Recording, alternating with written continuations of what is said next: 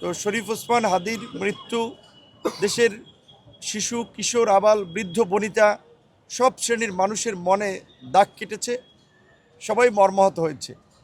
আমাদের এই আবেগকে কাজে লাগিয়ে, আমাদের এই সেন্টিমেন্টকে কাজে লাগিয়ে একদল দুর্বৃত্ত এবং বিপদগামী লোকেরা সেদিন 18ই ডিসেম্বর রাতে আমরা দেখেছি প্রথম আলো ডেইলি স্টারের কার্যালয়ের ভবনসহ বিভিন্ন জায়গায় অগ্নি সংযোগ করেছে। চট্টগ্রামে ভারতীয় উপহাই কমিশনার ভবনে সেখানেও হামলা করতে তারা গিয়েছে, হামলা করেছে।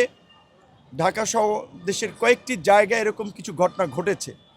তো আমরা যেখানে একটা নিয়মতান্ত্রিক আন্দোলনের মধ্য দিয়ে ফ্যাসিবাদকে পরাজিত করেছি, পতিত স্বৈরাচারী শক্তির ষড়যন্ত্রের বিরুদ্ধে আমরা জাতিকে ঐক্যবদ্ধ করে যাচ্ছি, বাংলাদেশকে পুনর্গঠন করার জন্য আমরা কাজ করে যাচ্ছি, ঠিক সেই সময়ে বিশ্ব দরবারে বাংলাদেশ সম্পর্কে একটা নেতিবাচক বার্তা দেওয়ার জন্য এই আমাদের সংগ্রামী বীর ওসমান হাদির মৃত্যুর থেকে জনগণ এবং বিশ্ববাসীর দৃষ্টিকে অন্যদিকে নেওয়ার জন্যই মূলত এই বিপদগামী লোকেরা এই ঘটনাটি ঘটিয়েছে।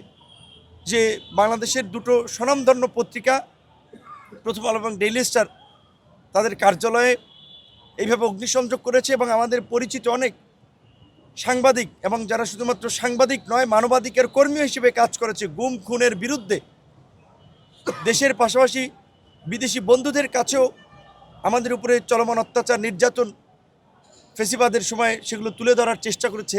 সেই সমস্ত সাংবাদিকরা যখন কান্নাজড়িত কণ্ঠে ফোন দিয়েছে, ভাই আমরা আটকা পড়েছি, তখন আমরা নিজেরা আসলে লজ্জিত হয়েছি যে আমাদেরকে বাঁচান, এই কথা যখন বলেছে। তো যেখানে আমরা বাংলাদেশকে পুনর্গঠনের পথে হাঁটছি, সেই সময়ে অগ্নি সংযোগ, নাশকতা কিংবা কোথাও মানুষকে পিটিয়ে হত্যা করা, মাজার ভাঙচুর করা, এই ধরনের ঘটনাগুলো বাংলাদেশ সম্পর্কে, বাংলাদেশের জাতি সম্পর্কে বিশ্ব দরবারে একটা নেতিবাচক বার্তা দেয়।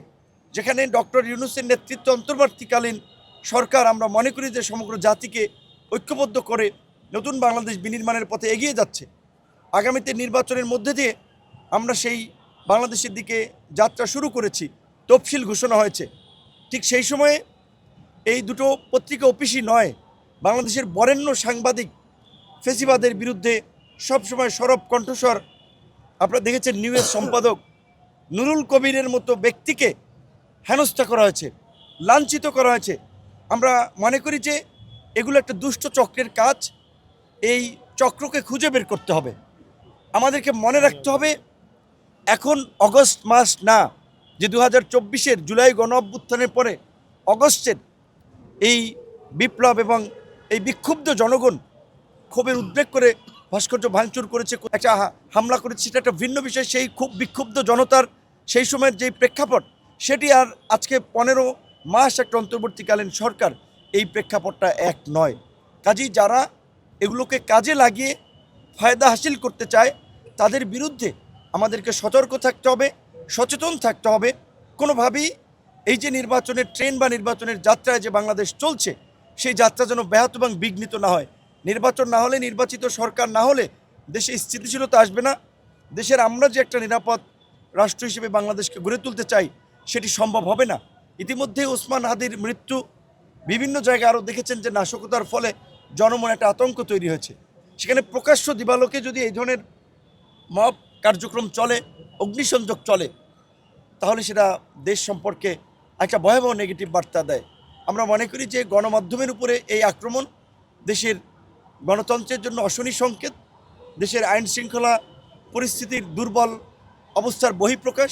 তাই এই ঘটনাগুলোতে দেশ থেকে এবং বিদেশ থেকে যারা ইন্ধন দিয়েছে, তাদের বিরুদ্ধে আমাদের অবশ্যই দাঁড়াতে হবে।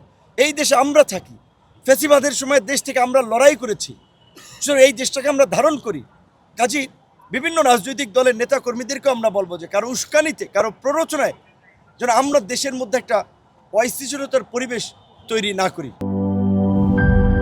নায়াসিনামাইড ও স্যালিসাইলিক সমৃদ্ধ লিলি ফেস ওয়াশ, যা ফেসের ডেড স্কিন সেল দূর করে দেয় দ্বিগুণ ফাস্টার ব্রাইটেনিং।